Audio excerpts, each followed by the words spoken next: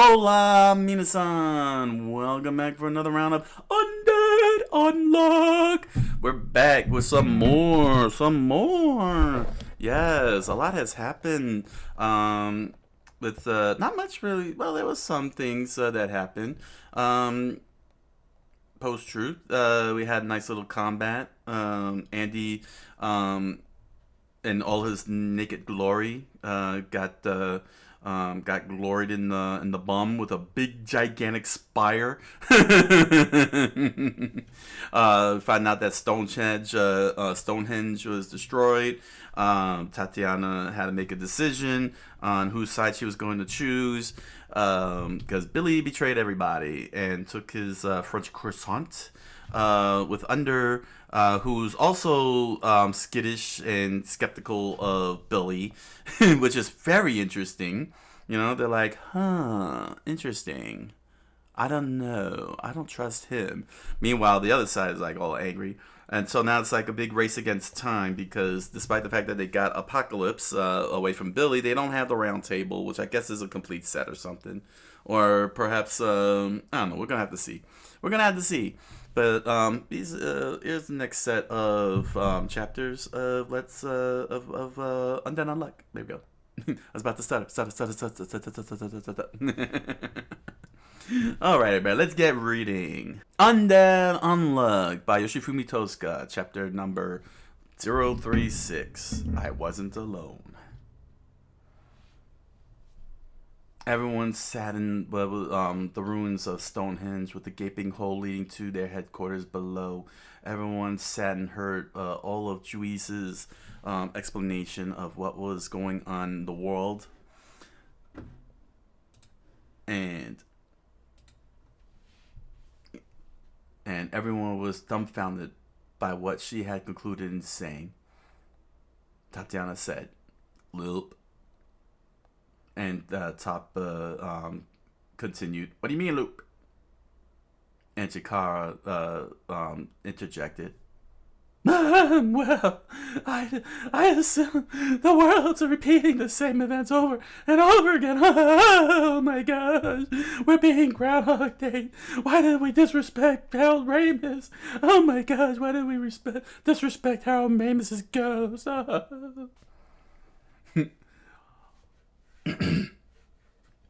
"Okay," Andy said. "Let's say that's true. Why is it that you're the only one who knows?" Oh, who's floating? Oh, that's Nico floating. Wait a second. Okay, it's okay, Nico. Where's the arrow pointing at? Gosh, man, point the arrow. "We're all negators." Nico laughed. "Yeah, we're all clues to that fact." "Good point." Top looked up. "You know anything, old timer?" "I got nothing." "Oh no." Yeah. There are a number of ways to find out," Chewie said. "But as for me, I've been using Arc to experience the loop firsthand." And everyone's Top and Tatiana's eyes wide open. "Can you give us proof?" "Andy," Fuko said as she held on to his tie tightly. "I'm not sure if it'll serve as proof, but I describe how the world will end and begin. I'll start with the end." Fuko listened on.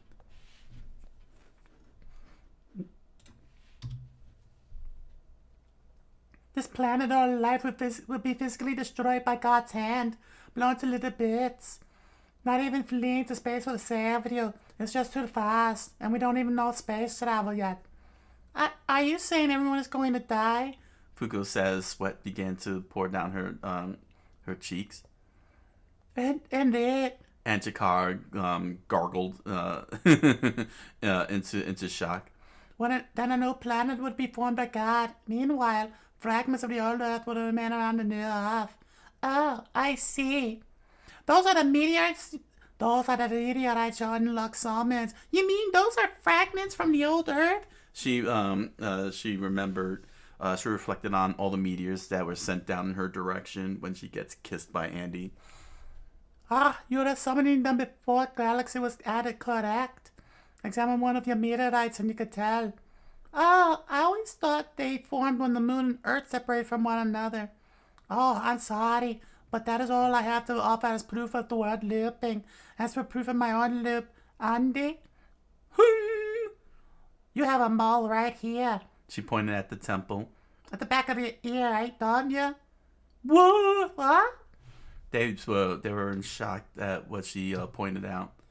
And Fuko immediately pulled on Annie's ear and looked inside. Do I? Oh, it's true. I can see it as soon as I pull back your ear. Juice, when did you see this? I know that me got often in a proof, but there aren't many things that remain the same from the previous cycle. Will it serve to convince you? As Shikara freaked out, looking both ways. Fuko's face turned beet red. Hold on, wait, what's all this mean? Calm down. I am being calm. I wasn't involved. Huh? No. You've been double dipping? Indeed, I have been double dipping. As Victor and you were mighty close, huh, Tues? Oh, it's ancient history. Huh? Huh? Oh, okay, so basically... Fuko got up to her feet and oh my gosh, no, and and stood between Juice and Andy's full glory exposed next to Apocalypse. As Apocalypse ate the crotch of the of the pants. Hey, I said calm down. I am being calm. I will not be double dipped. The world has been repeatedly getting destroyed. Everyone died. And by using this arc thing, Miss Juice has been the only one able to travel to the next world in line. Oh, no. I wasn't alone. There was someone else. Now I see. She means me. No, she means Victor. What do you mean? Fuko suddenly found herself sitting on Andy's lap. Completely attached to him. If this loop destroys and reconstructs the planets, then even if everyone else dies, I won't. Basically, Juice used the arc, and Victor, he's been living in this world ever since the rule of death was added. And he remembered himself as Victor, standing in the middle of a desolate wasteland, butt naked, living in all his glorious nakedness. Which means, if the world ends, I won't be able to die. Correct. So that's it, eh? No way. There are two ways to avoid the rules. You must either die or kill the god. Juice said to everyone as they continued to listen on. She dropped down onto her knees and bowed her head. I have kept many secrets and manipulated the very comrades that are risking their lives alongside me. Police insurrection was likely because news of this loop leaked somehow. This is all my fault. Miss Juice, I would gladly atone for this misstep. She kept her head faced towards the grass. But there are things that must be done, so I ask you, will you allow me and see this to the end? Wait a second, boss, Top said as he approached her. Right now, this is all I can offer you. And that's when she heard a weird tug sound in her helmet. You're doing, Shen? And she started to stand up against her will. Oh, please refrain from doing that. It's so beneath you. A young, pretty woman like yourself. I'd rather not see you lower yourself like that. Totally agree. We only got a fraction of the story, but... Y'all basically came up with a plan and tried to put it into action yourselves. Fuko pointed at Juice as Andy continued to carry her in his arms. I believe in you and your vision of justice. And Ishin dropped the round table right there in front of Juice, and everybody freaked out. Wow, the round table is pretty swank. It's all Japanese style. It's entirely new round table. Okay. Andy sat down on a stone with everyone else, and they all looked at Juice. Okay, let's get started. Right, boss? All right. She put her helmet back on. I thank you. The round table meeting shall now resume. She sat as Apocalypse resumed caged in the center of the table, and everybody listened on. There are currently 4 quests in progress, but before we get into that, there are a few things that we need to ascertain. The first being the location of the round table stolen by Billy's organization, Under. Ideally, this would also lead us to their base of operations. Our goals when it comes to slaying God align, aside from Billy's desire to use nuclear weaponry. She remembered what he had said. Why don't we just drop a few nukes on him? If we leave him unchecked, then he most likely sacrifice the lives of many. We must apprehend Billy and crush Under and find the round table needed to slay God, as well as the artifacts in Under's possession, and take them all. As an organization, separate organization, I'm positive they've been making their own progress towards slaying God. We'll gladly use anything they have that might help us. Nice! The top smiled. We could return the favor with interest. With that in mind, Andy and Fuko, there's something I'd like you two to investigate. And Fuko immediately jumped up out of her seat and stood in attention. Aye, ma'am. Just leave it to us. Huh? I want you to check the legitimacy of a certain book. A book? There is a chance that the page of the book in question hold the past and future events of this world as penned by a certain artifact. Since Billy has rebelled, not even I know the route from here on out. Now that we're facing the unknown, this book will be paramount for clearing these 4 quests. The past and future put down in... A book! Chikara jumped in. But, should we be handling such an important mission? Fuko asked. I would prefer if you both handle it, in fact. And Fuko shuddered and spat in place. Once you see it, the reason will be clear. And Juice raised the book up, and Fuko sat down in shock. She recognized it. This is it. And Fuko freaked out, her mouth wide open, and a fly entered into her throat. That's the book I use as my life's Bible. The masterpiece by Unknown Sensei, the author that holds the record for the longest running shoujo manga. To you from me. And Juice began reading the book. To be continued. Undead Unluck by Yoshifumi Tosca. Undead Unluck by Yoshifumi Tosca. Chapter number 037. Undead plus Unluck. As Juice presented, explained the entire manga. Images of the panels from that book flashed behind her suddenly. Oh, this is from volume 30 of You and Me, the Space Soccer Club Invasion arc. So, oh my gosh, are those soccer balls on gun turrets? Oh, that's hilarious. The Space Soccer Club is about to blow up the entire school, but the captain of the Earth team uses their spiral shot of justice to destroy all the goalers and restore peace. In addition, the Rotten High School melee featured in volumes 11 to 18 almost seemed to predict the battle would spoil. We need to investigate. Question boss. Yes, Top? Top then asked, are we being real here? For real? Also, what's this UB thing? Ah! Fuko popped up behind Top, holding the book in furious rage. Are you saying you don't know Top? Yumi's only the gold standard of long-running sci-fi shoujo manga.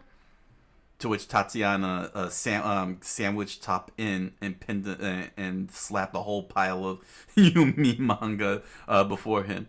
It's got battles too. Even guys can read it. There's 101 volumes in all. Wait, 101? But no one knows anything beyond the manga.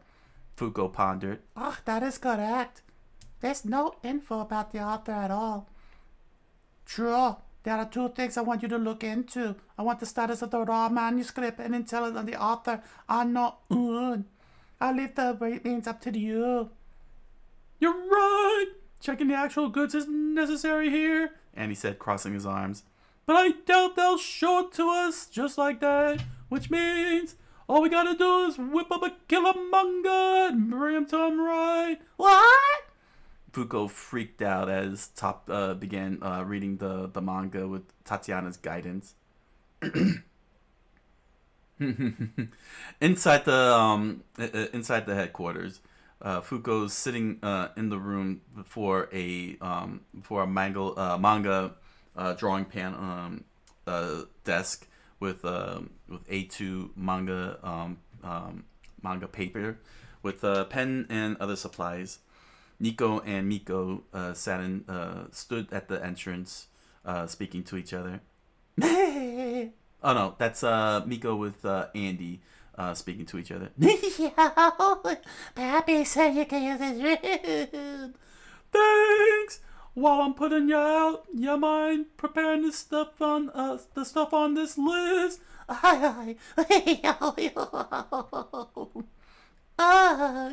Fuko sat on the desk with her curvatured tatas pressed upon, resting upon the top, grasping onto her brain, trying to think. Something bugging ya? Andy asked. This is impossible. Why do I have to be the one to make it? I'm just a blissful connoisseur of fiction. There's a huge difference between being a reader and a writer. I'll handle wrapping it up. Huh? Your basic manga pipeline looks something like this. He presented her the whole entire checklist. You start with planning, then rough draft, storyboarding, penciling, inking, finishing touches, then completions. Andy, you've read manga? You've made a manga before? Not from scratch, no. But I dabbled a little when Tezuka was hyping people up over manga. Huh? Composition background art, he explained to Fuko as she froze in place at what he just said. I got all that covered, but you're the one with the most shoujo manga know-how.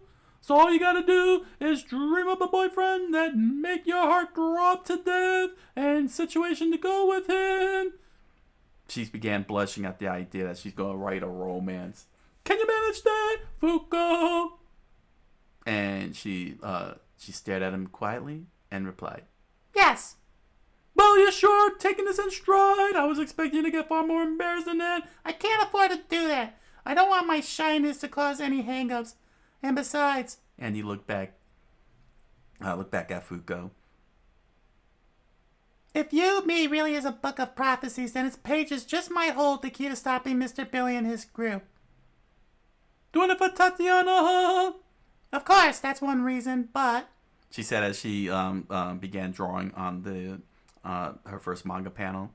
If I could do a good job on this manga, I think I'll be able to understand my own feelings better.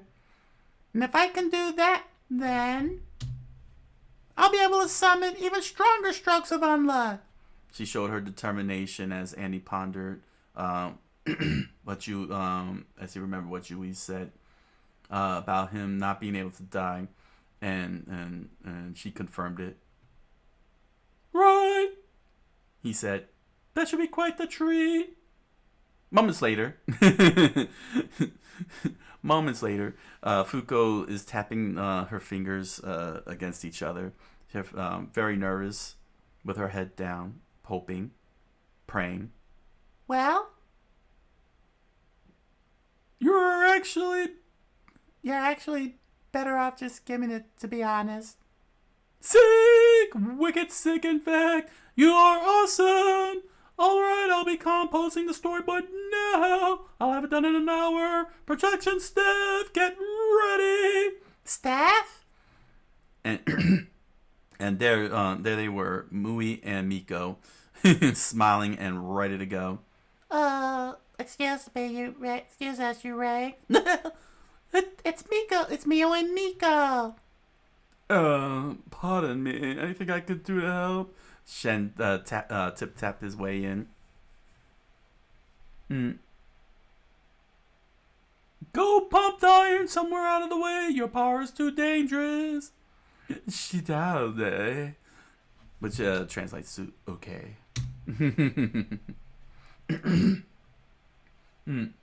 What did I give? Oh, yeah, I gave her a very high pitch. Okay, I was thinking of Mui.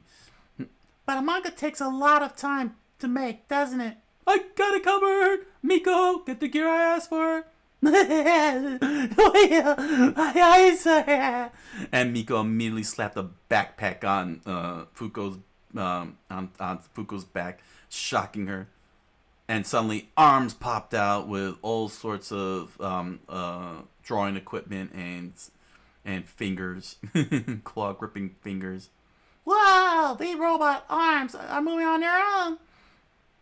With these brainwave operated arms, we'll finish up 6 times as fast. Also, don't get near any electricity or you'll become Dr. Octopus. Okay. Wow, the manga making big guns. But I can't control them at all. Of course not. You haven't been Dr. Octopus yet. And that's why you got an hour to use them. You can't be serious. Meanwhile, Fuko Octopus begins drawing every single panel and page with the help of Miko's invention. Imagine looking down at yourself from above. Tatiana said as she entered in with her robot arms crossed. She's inside the ball and she's crossing her arms. Why is she crossing her arms? She's inside the ball. Once you get the hang of it, the rest is a piece of cake. Oh, Tatiana. And Fuko hurried over and gave her a big hug. And Tatiana did the same. You came here to help me out? Thank you. Well, of course, I did, silly. We're friends. I want to help however I can. Granted, I know I take up a lot of space. And Tatiana unintentionally begins crushing Fuko's spine. Yeah, that will go like back. Let's work together. All right, storyboard's done. Miko said. That was fast. And everyone was hard at work. Fuko with the primary drawings. Tatiana with the assistant drawings. Miko, all of them with arms. Movie using her kung fu speed, and Chikara and Andy doing the finishing touches. Juice then shows up. Allow me to lend a hand. Appreciate it. And as everyone worked hard on every single page, while Shen continues to pump iron, Fuko was almost done. Days later, Shueisha headquarters. Man, I would love to get Shueisha. I would love to get any of these Japanese companies, man. The buildings, the skyscraper reached high into the sky as Fuko and Andy stood before it, dressed a little more professionally than usual. As Fuko held the bag containing the manga, the complete manga, they were ready to go on inside. Really going in there alone? Yeah, I think it'd be fine if I went in with... I think it would be fine if I went in with you. No, you see, let's just say you don't look the part of a shoujo manga artist. Why are you wearing that? It fits! And our goal here is to win credibility, so yeah. I'm really sorry. Boo! Boo this girl! I'm supposed to be the star! I'm the... forget it. Just wait out here for me. Fuko entered inside, shivering and nervous as she approached the receptionist. Welcome. And she was led into a conference room with a marker board behind her. She really was freaking out and looking all over the place. Oh, hello there. The young woman approached. Sorry for the wait. You're a first timer, right? Oh yes. All right. Then let's see what you've got. Undead plus Unluck, huh? Oh, the plus. Oh, the plus part is silent, just so you know. Oh, you're going for the hunter approach. Okay, I see. So, how long did this take you? Huh? Well, let's see. I don't know the standard. She thought to herself. And I can't say it only took a day either. About a week? Oh, a week? You drew this in a week? Yes! She thought to herself. I only said that to make a good impression. Manga artists of the world, forgive me. To which she can hear the million screams of many manga artists throughout time and space screaming at her for for making such a remark, including including in the afterlife. The composition is awfully refined. All this at just 18, huh? She thought to herself. That's the part Andy handled. Oh, and the character art is also pretty good. Huh? And wow. And suddenly, Foucault felt stabs from the critique. Of course, unlike your composition, your line work and figure drawing don't cut it all at all. Your art style is too old school, and it seems to lack design sense. To which then she suddenly heard the actual truth. But it has charm. I can, well, feel it, huh? I can feel you really love the hero of this story. Oh. Did you base him on someone? She smiled as Foucault took jerked back her head. Huh. Of course you did. And a zombie boyfriend? Now that's a kicker. Yeah, totally. If someone like that existed, I'd wind up falling for them. Oh my gosh. I really am making life out of fiction. So, do you want to submit this to the contest? I think it'll place great. Oh, yes, please do. Actually, I have a request if you don't mind. Now it makes sense. You're one of those. Once you said you're a You-Me fan, it all clicked. That manga is a unique one too, with its heavy use of sci-fi elements. I wouldn't normally do this, but this will be a special treat. Oh, then you'll really show me the raw transcripts? Sure. The the nice lady representative escorted her to a filing cabinet where raw manuscripts were stored at. She pulled out the drawer as Foucault looked at all the manga in the cabinets. Sure. Nowadays we're all about digital manuscripts, so chances like this are pretty rare. You ought to see the power of analog manuscript holds. Now let's see. She flipped through all the files and found the one she was looking for. Huh? Well, that's odd. What's this writing?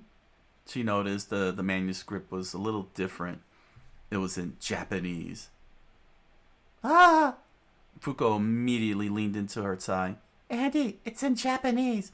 Hey, great job! It wasn't affected by the language unification. Yumi was penned using an artifact. He smiled with glee. It's a book of prophecy. To be continued. Undead Unluck by Yoshifumi Tosca. Undead Unluck by Yoshifumi Tosca. Chapter number 038. Ano Un.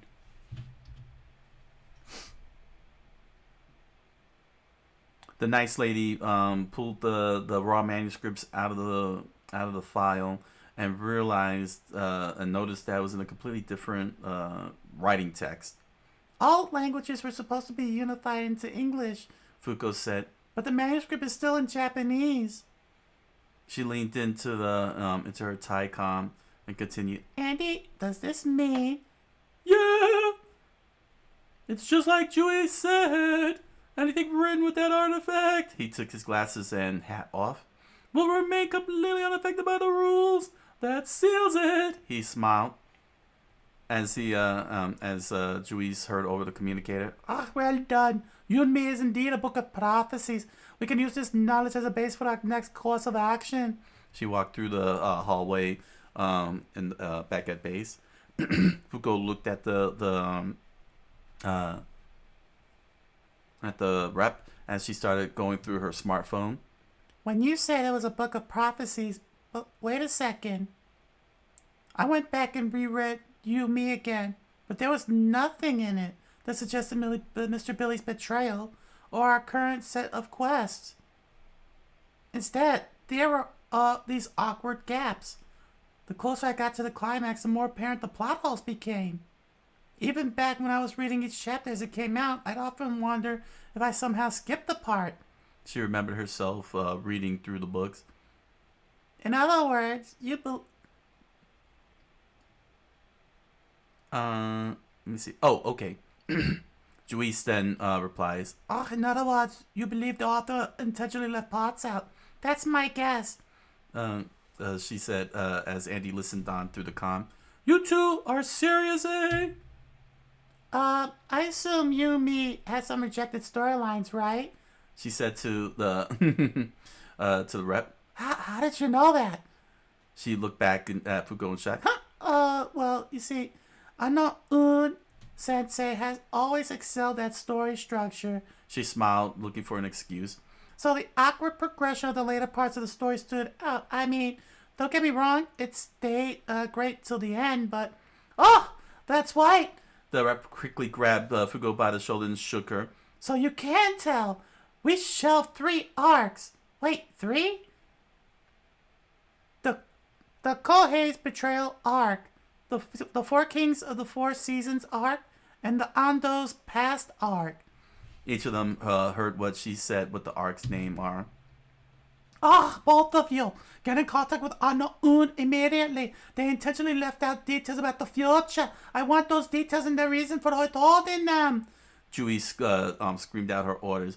Under most likely hasn't caught on to this intel. We'll seize it for ourselves and gain the upper hand. I can dispatch other members if necessary. I'll leave the decision of adding members to the roster to Andy, she said as she sped rock through the hallway. But we don't even know where Ano-sensei is. Hello, Ano-sensei? The representative spoke over the smartphone as she flipped through the files. It's me, Tahioka. I know you prefer to stay silent, so I'll cut to the point. The first matter is that the manuscripts you have stored here might have been replaced. Fuko listened on.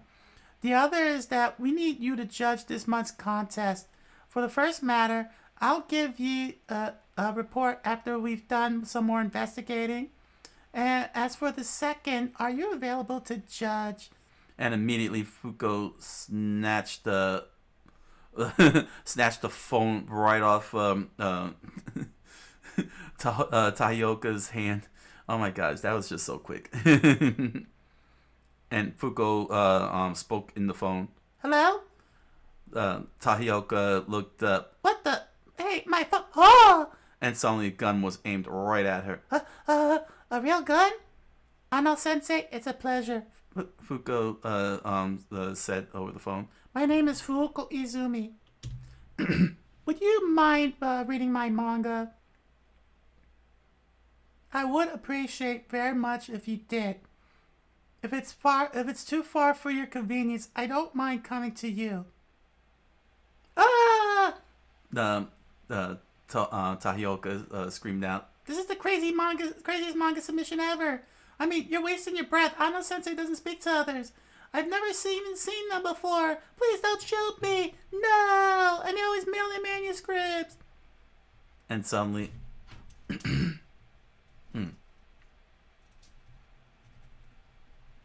Ano-un spoke.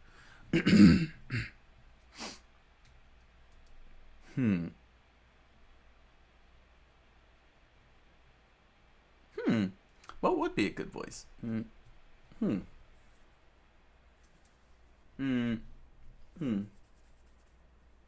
Oh, you know what? Have I used that yet? No, I haven't, have I? Oh no, yes, I did it. Sorry, that's on Apocalypse.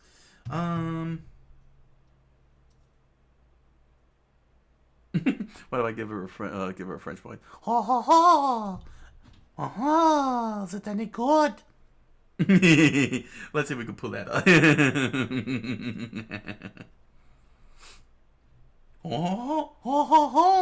Is it any good?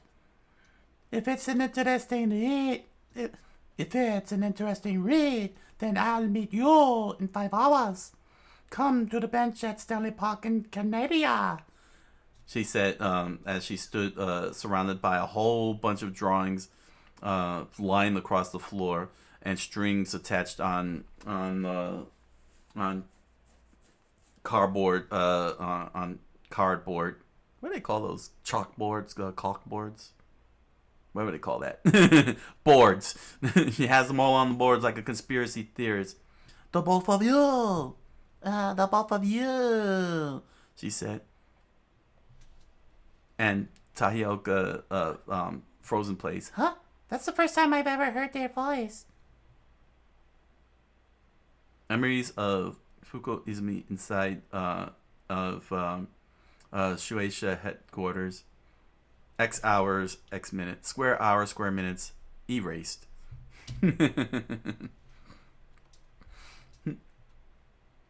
Hours later, on a flight to Canada, Fuko switching shirt inside the bathroom as Andy sat outside waiting, and he listened on. I'm sure I heard them right.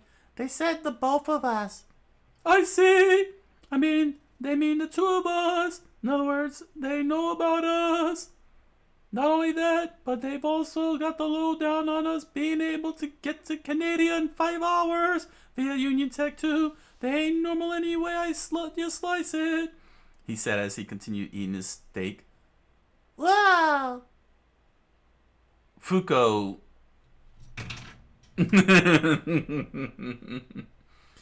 Oh, man. Fuko deliberately threw herself onto Andy's lap as he quickly raised up his plate of steak, and she rested her bodacious knockers onto his right leg. I wonder if we really be able to meet them. Stop being a skank. I know what I'm doing. Cool. Unknown. Age unknown, sex unknown. They say no one knows what they look or even sound like. 20 years ago, they submitted the first copy of You Me. It only ran in the main magazine as a special, but it was popular. It got picked up and serialized on the spot. They only converse with editorial via silent phone calls and letters, right? And that's how it's been for the past 20 years. Something's clearly strange about that, don't you think? Well... Oh, is that Andy speaking? Dang it, put the freaking arrows on the character. That was Andy saying all this time? Ugh. Alright, let's rewind that. Click. Unknown, age unknown, sex unknown, and they say no one knows what they look like or even sound like. 20 years ago, they submitted the first chapter of Yumi. It only ran in the main magazine as a special, but it was so popular it got picked up for serialization on the spot. They only converse with editorial via silent phone calls and letters. Oh. Fuko, to which Fuko said, they only converse with editorial via silent phone calls and letters, right? And that's how it's been for the past 20 years. Something clearly strange about that, don't you think? Hell, not even the unknown union's been able to track him down. Mysterious masked manga maker, but left the title. Color me interested. He smiled. We're gonna name it at all costs. Right.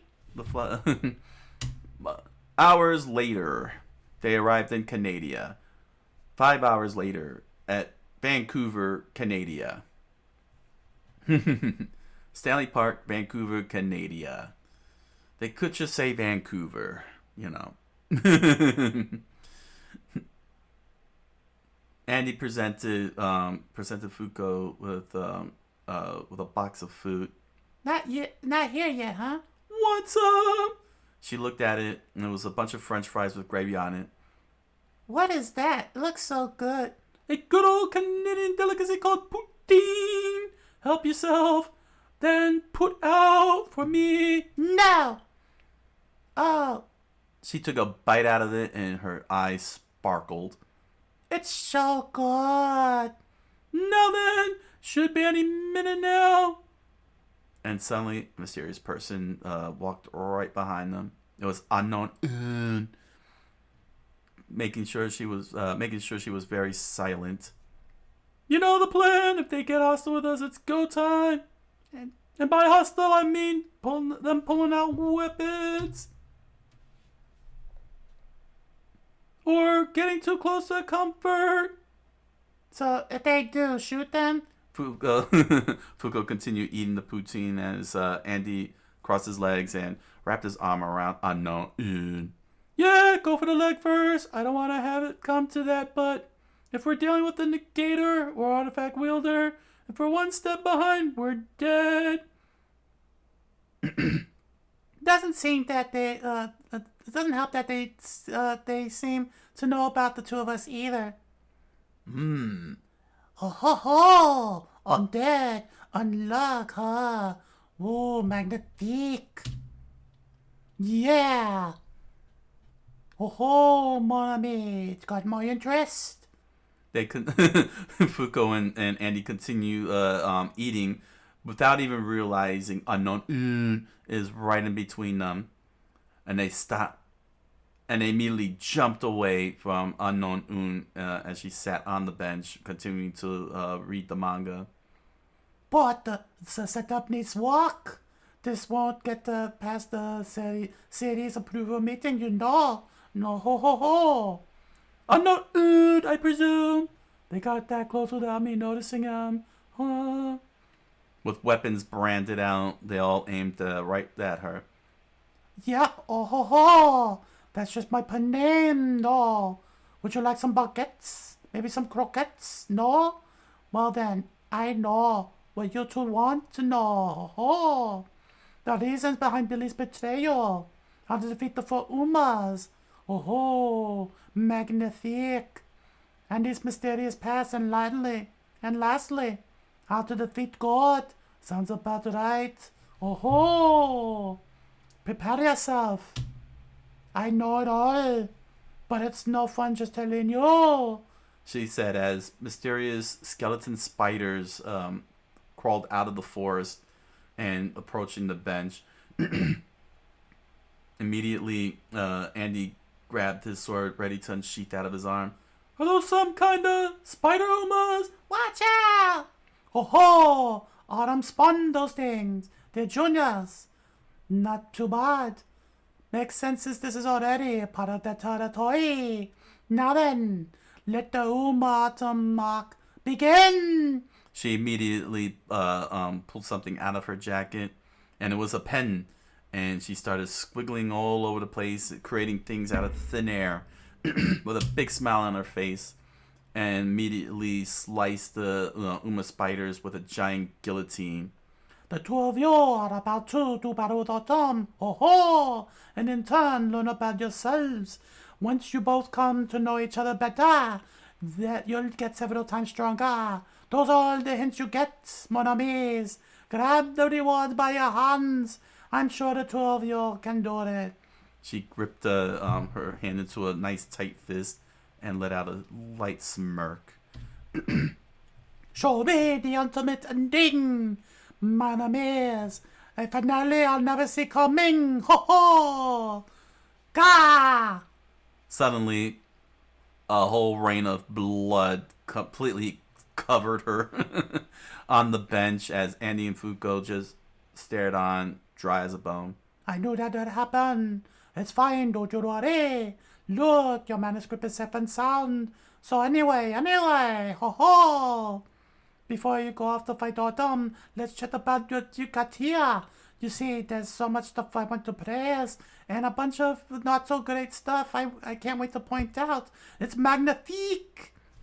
Still a fan? Andy said to Fuko as she stood there completely disappointed. Barely. To be continued, Undead Unluck by Yoshifumi Tosca. With a smile on her face, she stretched her arms out wide while sitting on the blood-soaked bench. You'll battle the Tom. Ha ha. Learn about yourselves, mon ami, and in turn you'll get even stronger. Undead Unluck by Yoshifumi Tosca. Chapter number 039. Don't need a left hand to draw manga. And he stood right before Unknown with his sword aimed right at her neck. He was all chill about it as she continued to smile. And I want to help you do just that, mon ami. Okay, spill. Do you know the future, mon ami? And if you do, why did you hide it? What is your goal? And she vanished right before Andy. Who? Never even had a chance to swing the sword or anything. He turned around and there was Unknown standing before Fuko with a big smile on her face, presenting Fuko's manuscript. Right, here's your manuscript back, mon chéri. Well, when did you? Oh, maybe I should hold on to it, eh? No problem. A self-targeter? Andy thought. A voluntary type? Could possibly be an artifact too? Well, this sucks. He tapped the blunt side of his sword on his shoulder. Battle with Autumn? Fuko said. Do you mean Autumn is here? Yes, mon ami, mon chéri. Ho ho. Should be any moment now.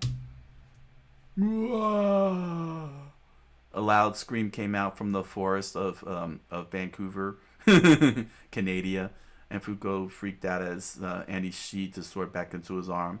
Someone's here. Hey, wait, mon chéri. Hold on, Fuko!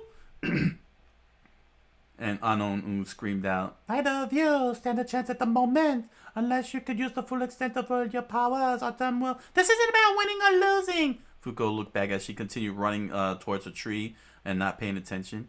Once an Uma transforms a human, there's no changing back. She remembered the bride back in America, back in the U.S., dying of being a zombie. I need to save as many people as I can, if it's just one. She rushed into the forest. Oh my, mon chéri, what a pure and selfless line, so befitting of our builder of our heroine. All right, pal, you're coming too. And he grabbed Unknown and bounced through the top of the trees as Fuko ran along the grove. I admit this here's the sort of spirit.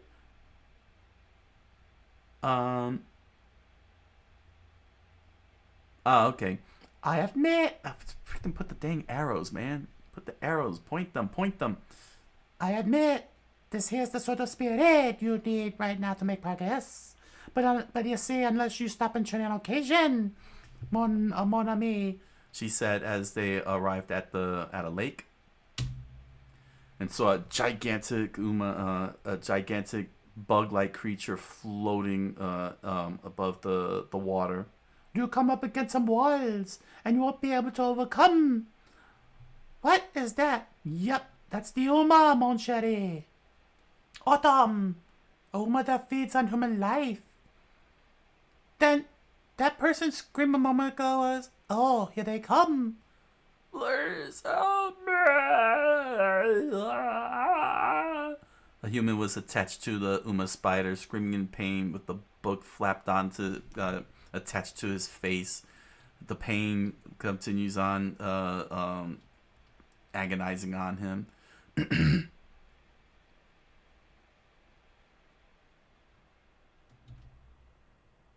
The Uma lifted the guy up and started reading the book that was formed on his face. Oh no! It's JoJo's Bizarre Adventure all over again! It's turning people into books and reading them! You rip-off! How dare you! How boring, man. Boring. Oh, okay. Boring. Give me. He immediately ate the human and swallowed him whole. Give me a story that's truly interesting. Tell me a story no one knows. And the Uma immediately planted its forearms onto its belly. Uh, Lamans, don't fail me now. And he gave birth to a spider Uma. Show me, or I will give birth to more Uma babies. Show me a story that's yours alone. And a whole bunch of Umas begin to chase down everybody. It is autumn. Here it comes! Grab hold, Fuko! On it! She immediately jumped on his back like Yoda, and he jumped up into the air, stepped on the head of one of the Uma spiders, and bounced off of each and every one of them, flying into the air towards Autumn. Okay, same strategy with Bird. I charge up on Unluck and enter its bot. What? Wait a second. I charge up on Luck and enter what?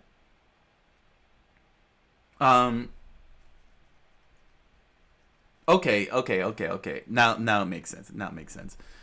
Okay, same strategy with Burn. I charge up on Unluck and enter its body and deal damage and nab the sucker. And immediately, as Andy fired his finger bullets, it locked down his body. Every hole is closed off. Its shield was each one was bouncing off the shielding Autumn created. In that case, I just gotta pry it open. And immediately bit into his finger and was ready to fire. To which Unknown says, "No, mon ami, that won't work. You have to be more creative than that." Crimson bullet! He fired a shot. It spiraled in and hit Autumn, and it just stood there without a single pain in the world. Not even a scratch.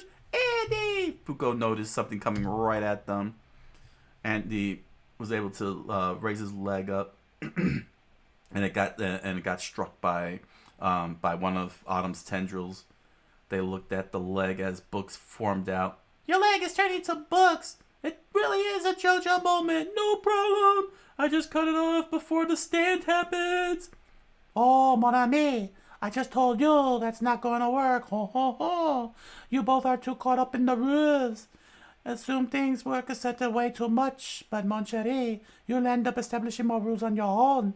I know it's in an indicator's nature to do so, but...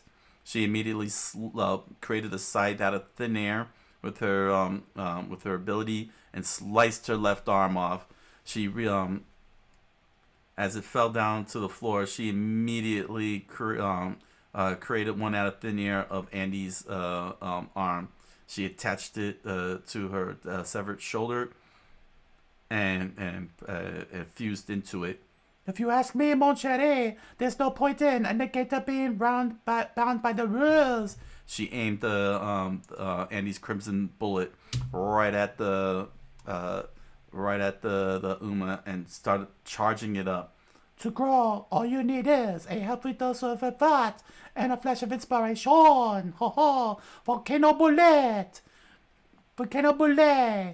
And immediately a big shot flew out of that finger and hit Autumn in the face and knocked him back.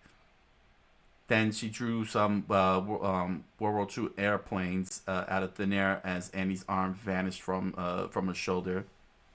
What was that? Sensei do that? Hop on, you two! Ho ho! She said as the airplane headed towards Andy and Fuko and picked them up, flying away from Autumn. Retreat! Ha ha! That didn't even phase it, mon ami. Phew, that was close, she said as blood gushed out of her shoulder. Boy howdy! Sure feels like an adventure now, ha ha! Hey, that arm of yours is coming back. No, not at all, mon ami. She said as blood gushed out like a fire hydrant, and Fuko freaked out. I can only materialize one drawing at a time after all. Why would you do this to yourself? Fuko said as she created a tourniquet on Un's busted shoulder. Well, because not all of you would listen otherwise. Because I'm fine. I don't need a left hand to draw manga. No, mon chéri. Anyway, now that you two are indebted to me, let's kick off your training arc. Oopsie, can't raise raise the left arm I don't have no more. Oh ho ho ho! To be continued. Undead Unluck by Yoshifumi Tosca. Undead Unluck by Yoshifumi Tosca. Chapter number 40. Andy? So, as Autumn watched the plane fly away with Anon helping Fuko and Andy escape destruction, there was a couple of people standing not too far from Autumn within the forested trees. It was a footprint, a strange footprint standing there that they stood by. One was a plushy-looking Mokona and a young kid. Meanwhile, at Unknown's house, the plane had landed, and Andy helped Fuko disembark the plane. Oh, mon ami! Welcome to my humble little bird. It's pretty beat up, but it's nice and quiet. Ho ho! Let's head inside and chat. I have some croissants and croquettes, and this is my workroom. She she smiled with glee as Fuko and Andy stared out at the drawings all over the floor and hanging off the walls. All right, I've got to report in. Sorry, I can't lend you any of Chloe's clothes. Don't worry, it's fine. Fuko looked down looked down at her outfit. Anon grabbed a pen with her right hand and created out of thin air a communicator. Report to your boss, mon ami, about me and Autumn, that is. They made an emblem. How? Anyway, I think it'd be fun for me to train these two, so they can catch Autumn. What do you say, Julius? To which Julius replied, Absolutely not. What, mon chéri? I'm not good, I take it. I still don't trust you. She said as everyone stood before a tower with Shen. Okay, he's wearing a shirt, a very, very tight shirt. Stretching his jacket out, exposing his tight shirt with the pressing into his bazillion abs. Joey's continued. What we want is information. Ooh, my throat here. Sorry. What we want is information about the future, not some chaos-inducing coach. To which Anon replied, Oh, mon chéri, my strategy card only holds bad endings. Besides, these two are virtually powerless against Autumn. I'm sure you have an inkling already, but unless you take a gamble, there is no future. No. We finally have members that we need to make things happen, which is why I'm proceeding with caution. No, mon chéri. That's backwards. If you have a good hand, you should go all in. What's there to fear when you've got the royal flush? Do you not know how to gamble? I've known you've worked hard to acquire the right cards for this hand, but that hard work is clouding your judgment. I'll say I lied to train them. Then what? What did you gain? What did you stand to gain? Oh, mon chéri, the best ending, of course. One free from God's hand.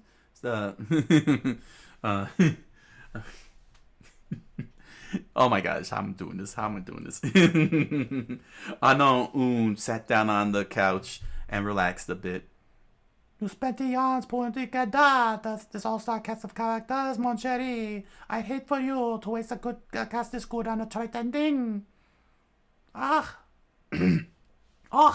I'm sure you feel the same. And I'm sure you feel the same, mon chéri. Isn't that right? Excuse me, Fuko said, catching Anon's attention. Young chéri. She screamed out, Miss Tues, I trust Sensei. Gah! To which then Unknown screamed back, Why are you screaming into my emblem? You got one of your own. Oh, right, I almost forgot. Gah, mon chéri, I can tear it out of my ear. I'm sorry. So, Fuko said, speaking into her tie. like I was saying, Sensei risked their life to save us. I think it's safe to trust them. The Unknown leaned back, feeling the pain of Fuko's scream, to which then Andy leaned a little closer to his ears and screamed out, I'm asking you to! Thus ringing into Unknown's ears. This person claims to know about the past! No. Oh ho! There goes my idea. Mon ami, would you not scream so loud?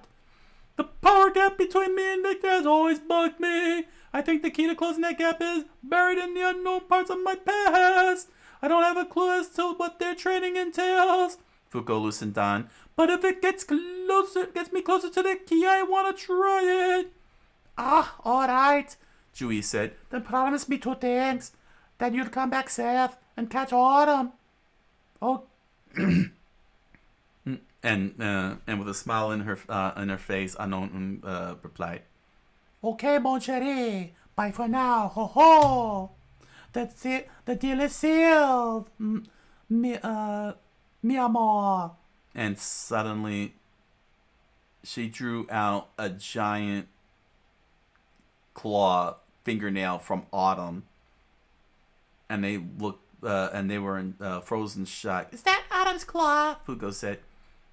Autumn turns people into books, mon chéri, which means with this puppy, you and little Fuko here can make contact with your past. It's just like you figured, mon ami. The key to powering up the near past and under my friend. Any objections? She smiled as she held on to the claw with glee. No! Now hurry up and hit me!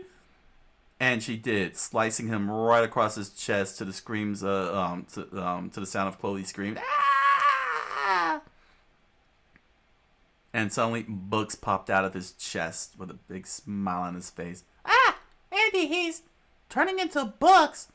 And he completely collapsed into a pile of books. And a weird light shot out. No, it wasn't a light. It was a pillar. A pillar of pages reaching out into the stars. Whoa! What the? And piercing the stratosphere, parting the clouds, there it stood in the vacuum of space, waiting to be read. The world's largest binder. It's massive. Why is it so large? Oh, mon chéri, most likely because Victor's portion is included. Basically, this is how long he's actually lived. Oh my. Oh. So, all I have to do is read this to learn about Annie's past? Reading, mon chéri, nah, you are going inside. Wait, inside?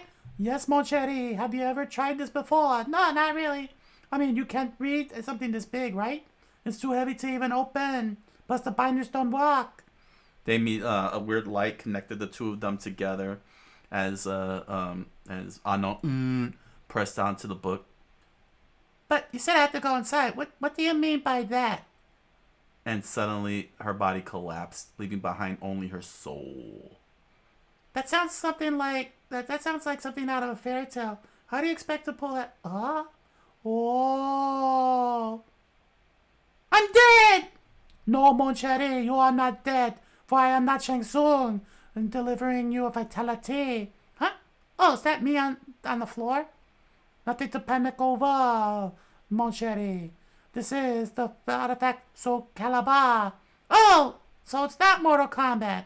No, mon chéri. It can pluck people's souls, just like in the video game, and seal them inside objects. Now we shall enter the pages of history. Soon you're going to be inside of that book. There you'll learn about the part of him unknown to you, and in turn, mon chéri, learn more about yourself. This unknown pulled Fuko and formed her into a Pokeball. And she held her up to the books, up to the large book, and as unknown was ready to push her in. At that time, Mosheri, he will gain a deeper understanding of you and re-examine in his own past. What does that even mean? You are a Pokeball. What it means is, you're going to find out why. Pokeball, go! Mosheri.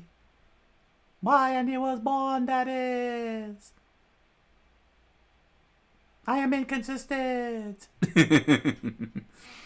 Fuko found herself plopped into onto the dirt ground in the middle of a vast wasteland. Explosions ensued far into the distance. She lifted herself up and immediately looked at her body. Where am I? Am I already in Andy's memories?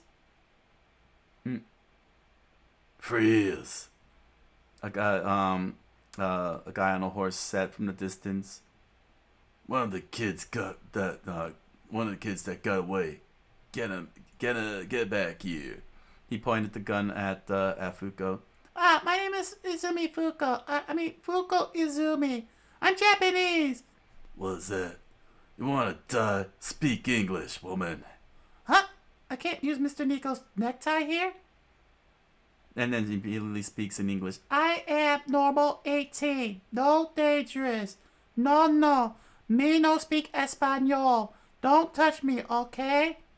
I should have taken English lessons. She thought to herself as the gunman pulled onto the trigger and fired a shot, to which Andy jumped right in, grabbed Fuko,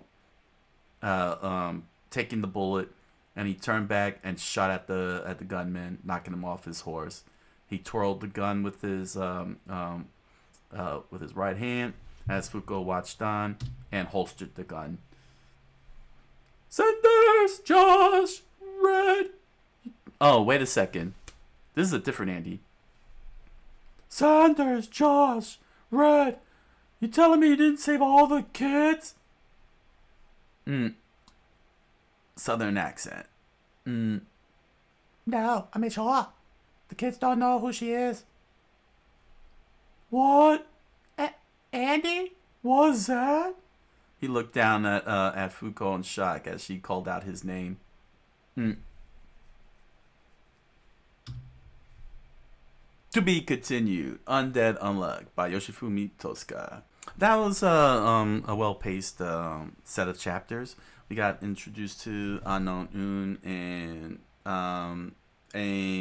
we got to see Autumn and what exactly he could do, and that's a pretty crazy. That's a pretty dangerous Uma, and they got a lot to do to beat that thing. And if he's that strong, can't imagine the other three seasons that they got to deal with, that the others got to deal with. But yeah, we started off basically having Juice explain basically how the loop works. Scarily enough, it turns out that the fragments that been falling, that Fuko's Unluck had been dropping from the stratosphere, was actually pieces of previous Earths that survived, that blew up from the loop before a new one got formed. A very interesting rule set established here. The problem with time loops, especially when you're doing time travel, is that butterfly effect thing. But it looks like Tosca-san is not doing time loops. Like, you know, he's not letting he's not concerning himself with the butterfly effect and time travel or any of that stuff. Just let it ride, you know, saying like Bill and Ted, you know, nobody explains the whole time difference in Bill and Ted, you know, because everybody's seeing the future and then they don't change the future or anything. Like it's just being brushed off, and I say that's okay. That's okay because there's a lot bigger things going on there's a lot of big things going on with the with this world build, that time traveling and time looping and trying to concern yourself with the time can really be very disruptive, and it's such an exact rule. As a writer, you would have to stick by. It could be very, very disruptive and couldn't mess up the story entire. It's not something you want to really take a chance to and just let it slide off the shoulder, and and just focus on what is important, and that is stopping the time loop, which is the whole point of killing off God, so that so that Earth would stop blowing up and everything could at least have some level of normalcy. But basically, that means dealing with the toughest mission of all, and that's dealing with the four seasons. However, to get all this together, they're trying to get a tactical advantage. And Tues did note that there was a book, that there's a set of books, manga specifically, that Fuko's been reading, that actually can explain everything that's been going on. And it turned out to be the book that we were introduced to at the start of the whole story, and that is To You From Me, by Unknown. That's the I don't know if that's the English. They wrote that in English or anything. It's pronounced unknown. I know it's unknown. I know it's unknown. I just like unknown because it's just so funny the way it's set up.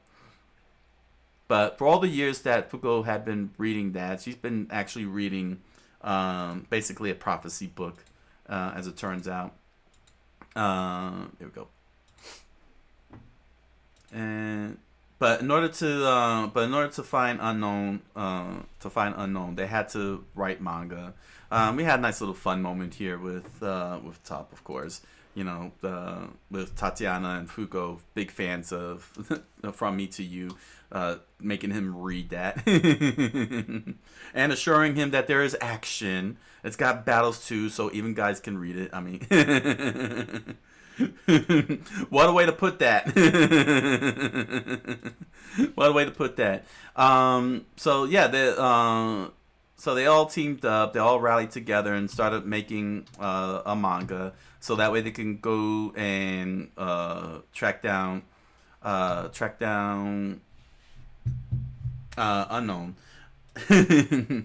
by way of using Dr. Octopus arms.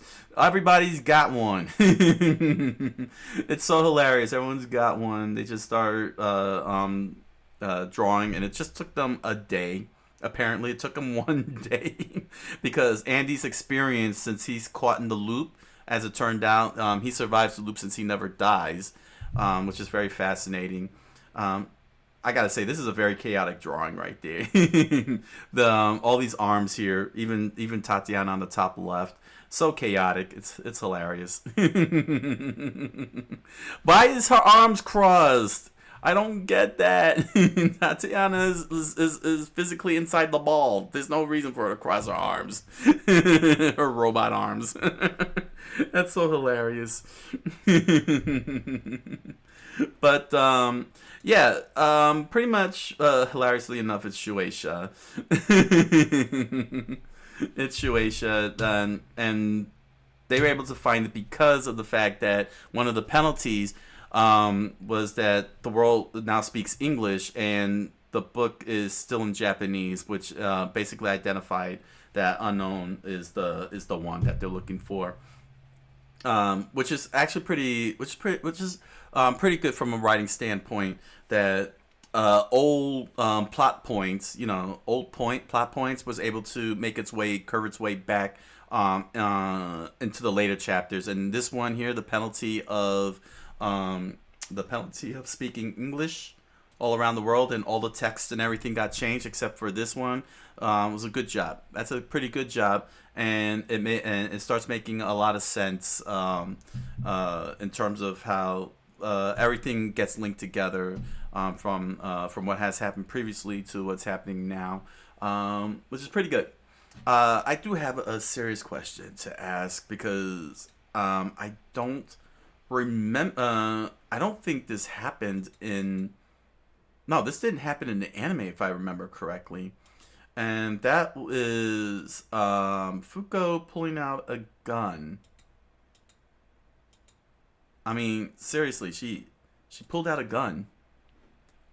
If I remember right, Andy in the anime, Andy was the one sifting through the whole thing, and he started messing around with Tahioka, the young lady that was helping out. But here, Fuko was just so coldly pointing the gun.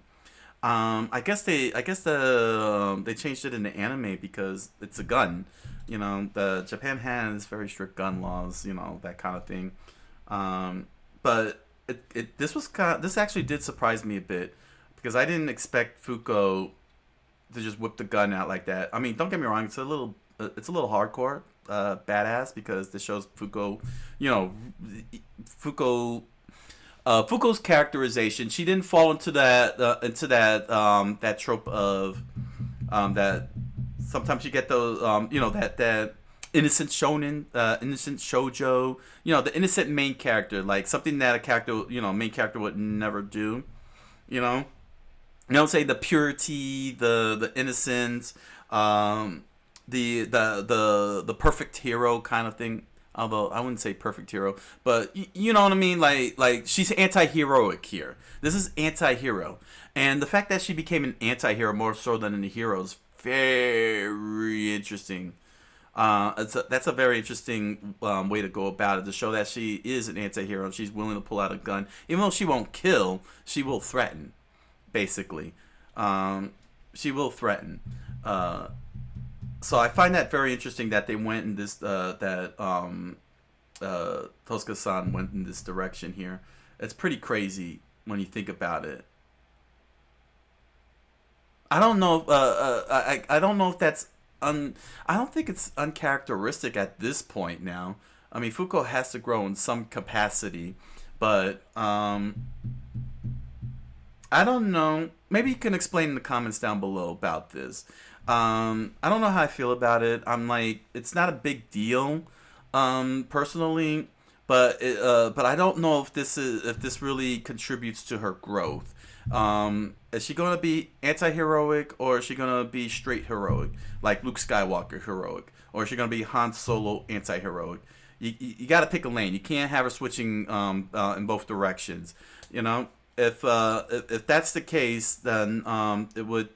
Then if she's gonna pivot to anti-heroic, then that's fine. That's happening here. But if she's gonna act heroic, Luke Skywalker heroic, never shoot first, never pull a gun on an innocent like that, and you're gonna switch her back to being Luke Skywalker after this, I feel like there's no it's a point of no return here. She's got to be anti-heroic at this point, because to just brush it off as erasing her memories. I mean, and Fuko not contemplating the fact that she pulled a freaking gun on an innocent woman. She's not an enemy. It's one thing if it's one thing. Let me put it this way: Apocalypse is a dangerous threat. Okay, he legitimately can hurt and kill. So her putting a gun pointing her gun at Apocalypse and willing to destroy it if it meant saving the world, that makes sense. Her pulling it on an innocent woman, it's got to make sense if she is going to be anti-heroic. And one of the ways and she did shoot Billy, right? She did shoot Billy, if I recall correctly. She did shoot Billy, right? Yeah. Did she shoot at Billy? Yeah, she shot at Billy and pluck his ear out. Because then, if that's the case, for her to, yeah, she did do that. She did do that. Please correct me if I'm wrong. Let me know if I'm right. Because for her to do that, then put her on the path of anti-heroic, Therefore, her doing this as an anti-heroic move would make sense. It's kind of weird because she's pointing at an innocent person. Let's be realistic here. But it does stay consistent with how she's been handling the gun. She shot Billy straight up. She was like willing to kill him, if she had the chance. And and she was willing to destroy Apocalypse with a gun. I think though needs to tone down a bit. We don't need this though. Her pointing the gun at an innocent woman. It would have made sense if she pointed at, say, a known un. It would have made sense if she was pointing at unknown, because unknown is a negator and a potential threat, because they don't know what she's capable of doing. That would have made sense, and she didn't do that when they meet. Let me see here. Yeah, right here, right here. When they first meet her, right here in this panel on the bottom right, she doesn't pull out the gun. Of course, Andy doesn't sheath. Well, Andy did sheath his sword. He got it out of the sack and got ready with it. But she doesn't have the gun out, and that's inconsistent. If you're gonna have Fuko pulling that gun out at any moment, at every possible moment, she should have had the gun out right then and there, aimed at unknown, just like Andy got the sword ready. So this is a little inconsistent. She's either heroic or anti-heroic. You can't have her, do both. You know what I'm saying? Because you can't have that kind of inconsistency. That's not very good, especially for a character like her. Say she's supposed to grow, not go full Punisher on everybody. And we got introduced to Unknown, who had been making all the manga. Pretty funny at the end, where all the guts of the Uma spiders splashed onto her. Never meet your heroes, as the saying goes, because poor Fuko right down the bottom left. So basically, we find out that Unknown is trippy. She's crazy enough to chop her own arm off in order to win. But we get the first encounter with this very nicely well done drawing, very menacing, very crazy. And what he can do is even more insane. Although I could see the JoJo, the inspiration from JoJo's right here, because he's creating a book out of this guy's face, in the most horrific way too, because he jabbed her right through the guy's skull, and all of a sudden there's the book, and he wasn't impressed, and goes about eating him. But I like that the design is very simple, but the grooves and being the carapace of an insect is very nicely defined here.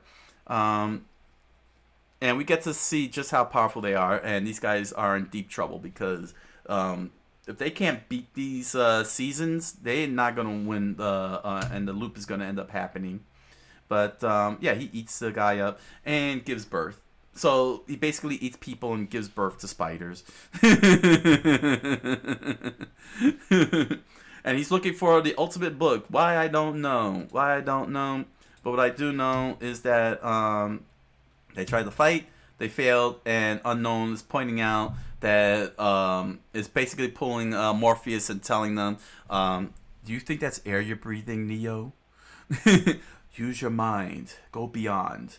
Because apparently being a negator means you could go beyond all imagination and do way more powerful stuff. So now we have our Morpheus out of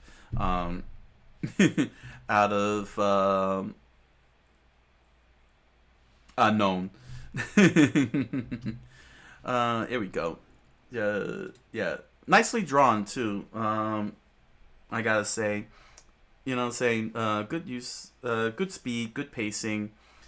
Also, please put the freaking arrows on the faces. That you got all this dialogue going and you're not pointing to who's speaking.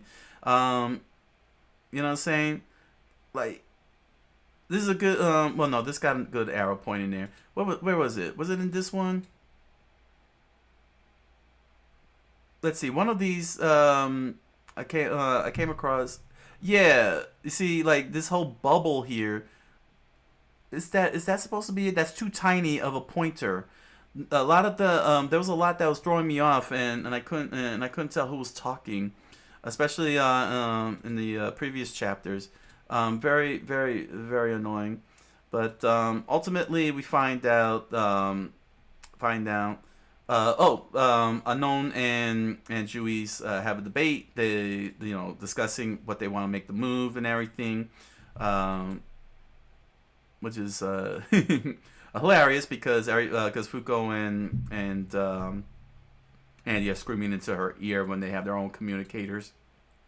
But Juice, actually, her plan, oddly enough, and I gotta say, should not have worked, all things considered. She drew Autumn's power, and then she used it to open up Andy and make him into a book. But remember, Chloe is connected to him, so I don't see any indication that Chloe, parted open, so that she could slash him. I mean, we could assume that. But from the way that this looks here, it looks like he didn't open up, and she slashed through Chloe. And so what I'm thinking is that Chloe should have had the books. Chloe should have had books sprouting out, but it's all right. It's that's a nitpick. Nitpick. Here we go. Nitpick. Just a little nitpick, but I just found that very weird that she did slice through Chloe and Chloe didn't produce books, but nevertheless, Andy had books shot up into the sky. And what a sky that is, because holy mackerel, that's one single binder.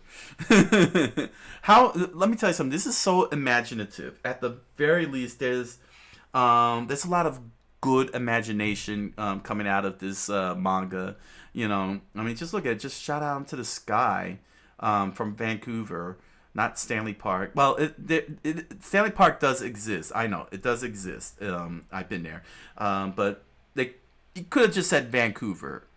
I don't know why Stanley Park had to be treated like a city. It's a park. It's Vancouver. Say Vancouver. It's fine. But like I said, there's a lot of as I was saying, there's a lot of imagination coming out of this story, and it's just brilliant. Saying I wouldn't say brilliant. I would say original. I think that's a good thing to say. It's original. Saying it took a lot of the more common, very commonplace shonen tropes. Where you have characters with that one specific ability and so on, but came up with the concept of negator, thus making it so feel very original in its approach. Even though it's doing the standard shonen fare where it's one ability per character kind of thing. And that's like their characteristic kind of thing, but there was more imagination put into it, and that's what's got gives this story such great potential. I mean, we're still in the early stages of the story. I mean, he's already at 207. I'm sure it got better, but yeah. Yeah, it's this is a solid deal. So Fuko, again with negator powers, had her soul stripped out by Shang Tsung, and then pushed into a whole book. So now she's meeting past Andy and learning everything about him. So yeah, pretty good overall. It's pretty good. You know what I'm saying? It's getting a lot more inventive. I just wish that the speech bubbles would have the arrows pointing at certain points. It's starting to drive me nuts. It's starting to drive me nuts now because it's throwing me off here. So there we go. Comment, like, subscribe, follow, you want to, and head on over to Amazon.com and BarnesandNoble.com. Grab yourself a copy of The Impossible Man, a strange fantasy novel written by me. You'll find links to the books down below, along with links to other merch such as pins, stickers, t-shirts, music. And if you understand everything I just said, by all means, type "I understand" down below in the comment section. And if you're interested, you can join me on my live multi-stream on Twitch and Kick. right over here. Monday through Thursday, 7 o'clock p.m. Eastern Standard Time. And if you would like to volunteer for the channel, you can head on over to Patreon and offer your services if you like. You're welcome to. It's a volunteer thing. Thank you very much for your patronage. Alright, so until the next set of chapters, thank you for joining me, and I wish you all a good night. Buenas noches, and oyasumi nasai.